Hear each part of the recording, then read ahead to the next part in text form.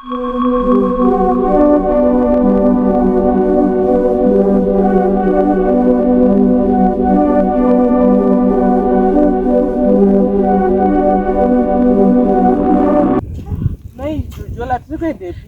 kuona Mai Dee. Handitoona Mai Dee. Handei. Handitovatarisa mugadheni. Saka ndomutoenda kurara. Ndiona Mai Jojola kam. Mai we zvangu Mwari we. Mwari we ndibatsirewo ndisaone kuenda Mai Jojola ye mwangu.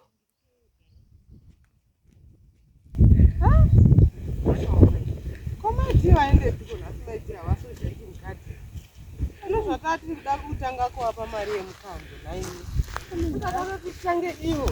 Asombosaiti mukadzi natisiziye zvambofamba seko zvinoatorudza mari yemukando Mai Dee. Todini? Aruza. Mari yemukando dziri kuita wena. Mamide awana mukando manje. Mukando! Uripo here Mai Dee?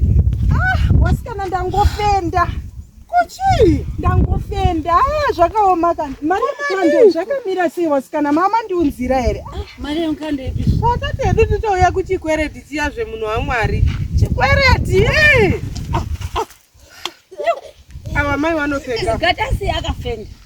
Kufenda changa vari kunyepedzera. Aiwa gatasi. Tidingo. Kana ngafe. Haifai mai mwana taenda.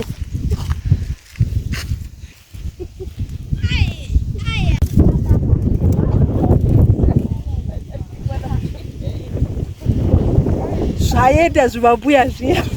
Zvaenda. Unoti ndoiwonepiwo mari nguva inoi. Ndoiona kopi mari. Nganditori bhaketi rangu ndibva ndaenda kumba.